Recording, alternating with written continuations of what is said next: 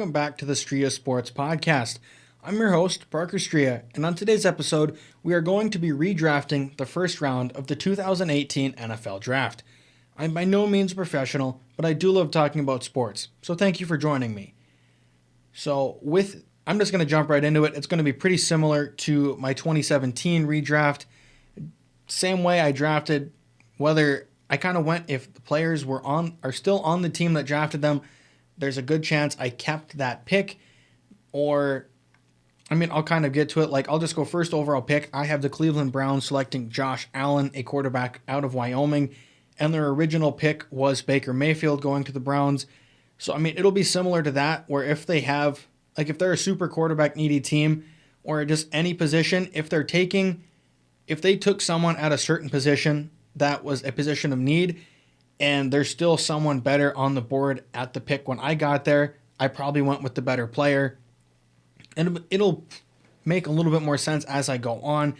But yeah, first overall pick, Cleveland Browns selecting Josh Allen. With the number 2 overall pick, the New York Giants select Nick Chubb, a running back out of Georgia. The original pick was the Giants selecting Saquon Barkley, a running back out of Penn State. Now, Nick Chubb, I don't know if he's necessarily the second best player in this draft class, but I think he's the best running back out of this entire draft class.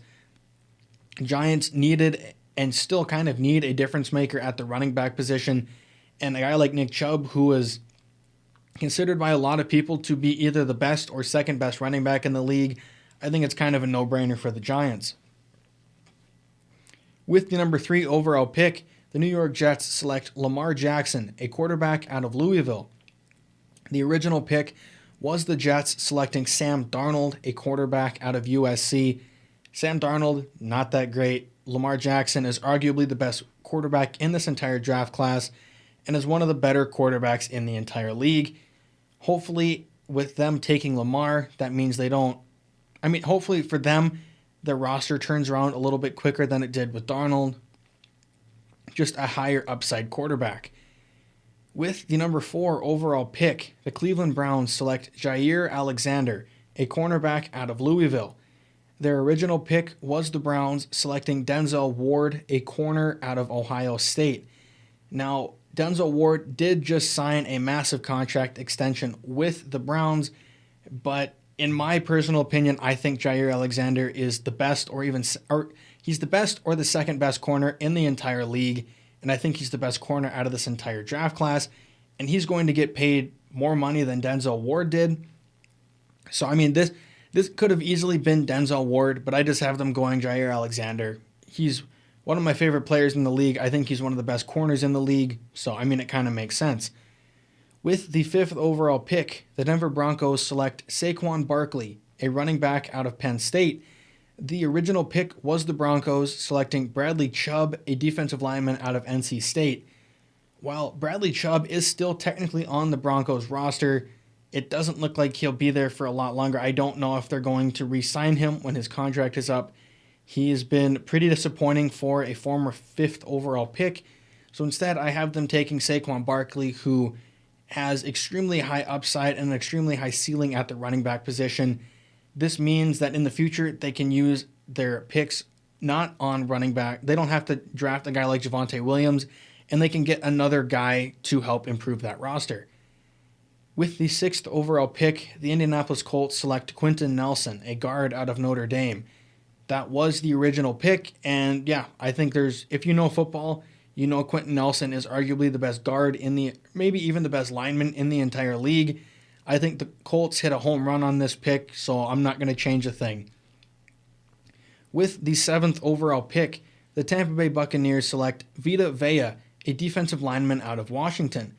The original pick was the Bills selecting Josh Allen, a quarterback out of Wyoming. Now, the Buccaneers do have Vita Vea on their team, and he's going to get paid a lot of money soon. And they did take him just a couple picks later in the real draft, but I think their pick is here. Vita Vea is one of the best defensive linemen in the entire league, so I have them taking him just a couple picks earlier than they do in real life. With the 8th overall pick, the Chicago Bears select Roquan Smith, a linebacker out of Georgia, and that was the original pick. I think he's one of the best linebackers in the entire league. so I'm not going to change this pick for the Bears. With the 9th overall pick, the San Francisco 49ers select Orlando Brown Jr., an offensive tackle out of Oklahoma. The original pick was the 49ers selecting Mike McGlinchey, an offensive tackle out of Notre Dame. Now, McGlinchey is good, but Orlando Brown Jr. is one of the better tackles in the entire league, and I think the 49ers, taking this pick, they can shore up either left or right tackle, and that means they don't have to trade for Trent Brown, even though they are not Trent Brown, Trent Williams, even though they didn't really give up a lot for Williams. I think this is just a really good pick. It shores up one of the tackle positions, and they don't have to worry about that for the foreseeable future. With the 10th overall pick, the Las Vegas Raiders select Bradley Chubb, a defensive lineman out of NC State. The original pick was the Cardinals selecting Josh Rosen, a quarterback out of UCLA. Now, Rosen, I don't even know if he's on a roster right now. So, I was definitely not having him go at this pick. And the Raiders take Bradley Chubb, who I think can play either defensive lineman or an edge rusher. I think it's just a smart pick for them. They haven't had a good track record of first-round picks in the last couple years. So I get Bradley Chubb, who I think is a safer pick. Maybe he can stay healthy. And in the future, if they still take Max Crosby, that is a terrifying pass rush duo. With the 11th overall pick, the Miami Dolphins select Minkah Fitzpatrick, a safety out of Alabama. That was the original pick, and although they did trade him a year or two later to the Steelers, I think it was the best pick for them. He was one of the best safeties in the league when he was in Miami, and he blossomed to become even better in Pittsburgh. I think it's just the smartest pick for the Dolphins. With the 12th overall pick, the Buffalo Bills select Baker Mayfield, a quarterback out of Oklahoma. The original pick was the Tampa Bay Buccaneers selecting Vita Vea. Now, Bills needed a quarterback in this draft, and since they lucked out on getting Josh Allen, I have them getting Baker Mayfield, who is one of the better quarterbacks in this class. He's obviously not the first overall pick. I don't think he's amazing in real life, but the Bills get their hopeful franchise quarterback. With the 13th overall pick, the Washington Commanders select Daron Payne, a defensive lineman out of Alabama. That was the original pick. I think it was a great pick for Washington. He's one of the better young defensive linemen in the league, and he is a cornerstone of that terrifying front seven. With the 14th overall pick, the Green Bay Packers select Denzel Ward, a cornerback out of Ohio State. The original pick was the New Orleans Saints selecting Marcus Davenport, a defensive lineman out of UTSA. So pretty much Green Bay and Cleveland just swap corners. Denzel Ward, I think, would still have the success he has in Cleveland. In Green Bay, he would still be one of the best corners in the entire league. There's really all that is to it. Green Bay needed a corner, and they're getting one of the best in the league here. With the 15th overall pick, the Arizona Cardinals select Sam Darnold, a quarterback out of USC. The original pick was the Las Vegas Raiders selecting Colton Miller, an offensive tackle out of UCLA. Sam Darnold, although he may not be great, he might be able to pan out if he goes to a better situation in Arizona than he was in New York. Really, Cardinals are just betting on the upside of Sam Darnold since they didn't take Josh Rosen in this draft, which was a horrible pick for them in real life. With the 16th overall pick, the Baltimore Ravens select Mark Andrews, a tight end out of Oklahoma. The original pick was the Buffalo Bills selecting Tremaine Edmonds, a linebacker out of Virginia Tech. I think this is kind of a no-brainer. They get Mark Andrews later in this draft, and he goes on to become one of the best tight ends in the league. So I figure, why not take him in the first round, take him a lot earlier than they do in real life. He'll still have the same success, but they'll have that extra year on his contract to start off. With the 17th overall pick, the Los Angeles Chargers select Derwin James, a safety out of Florida State. That was the original pick in real life. Although he has struggled with staying healthy, I think he, when healthy, is one of the best defensive players in the league. He can play linebacker, he can play safety, and he's extremely good at both. I think if he can stay healthy, this is a home run pick for the Chargers, so I'm not going to change a thing. With the 18th overall pick, The Seattle Seahawks select Harold Landry, an edge rusher out of Boston College. The original pick was the Green Bay Packers selecting Jair Alexander. Now, I don't know if Landry really fits the Seattle Seahawks' scheme, but they need pass rushers really, really bad, and I think Harold Landry can help shore up one of those positions. He just got paid big money by the Titans a couple weeks ago, so I think sending him to Seattle where he would maybe have a better chance to succeed right away than he did in real life, and I guess we'll kind of go from there. With the 19th overall pick, the Dallas Cowboys select Fred Warner, a linebacker out of BYU. The original pick was the Cowboys selecting Leighton Vander Esch, a linebacker out of Boise State. Now, this might be controversial. Fred Warner easily could be a top 5 or top 10 pick in real life if this entire draft class was redrafted with the knowledge we have today, but he's at 19. He's a better linebacker than Leighton Vander Esch and is one of the best linebackers in the league. I don't think the Cowboys can mess this one up. With the 20th overall pick, the Detroit Lions select Frank Ragnow, a center out of Arkansas. That was the original pick, so I have them sticking with it. He's one of the best centers in the entire league, and he's one of the few bright spots on that Lions team. With the 21st overall pick, the Cincinnati Bengals select Wyatt Teller, an offensive lineman out of Virginia Tech. The original pick was the Bengals, selecting Billy Price, a center out of Ohio State. Billy Price never really panned out to be a great offensive lineman. He's not even on the team anymore. So I have them taking Wyatt Teller, who ends up on the Browns eventually and is one of the better guards in the entire league. With the 22nd overall pick, the Buffalo Bills select Darius Leonard, a linebacker out of South Carolina. The original pick was the Tennessee Titans, selecting Rashaan Evans, a linebacker out of Alabama. Darius Leonard is one of the best linebackers in the league, and if he's here at 22, the Bills, who need linebacker really bad, should run this card up, get one of the best linebackers in the league, and he would be a centerpiece of that defense. With the 23rd overall pick, the New England Patriots select Mike McGlinchey, an offensive tackle out of Notre Dame. The original pick was the Patriots selecting Isaiah Wynn, an offensive tackle out of Georgia.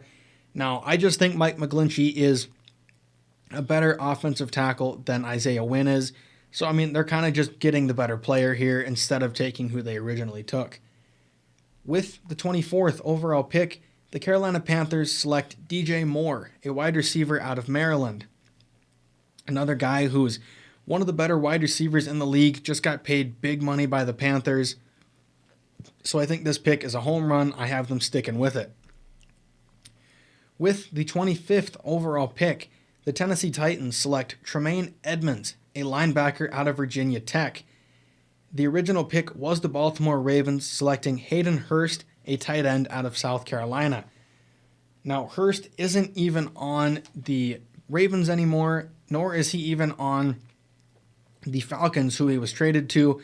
So I think it's not even the Ravens' pick.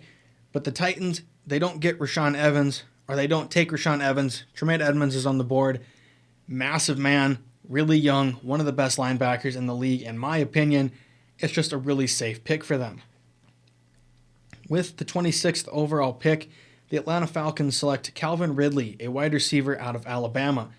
Now, that was their original pick, and I have them sticking with it. Despite him being suspended this entire year, I think he is really the best hope for that Falcons team. So I don't see any reason why this should be switched up at all. With the 27th overall pick, the New Orleans Saints select Marcus Davenport, a defensive lineman out of UTSA. The original pick was the Seattle Seahawks, selecting Rashad Penny, a running back out of San Diego State.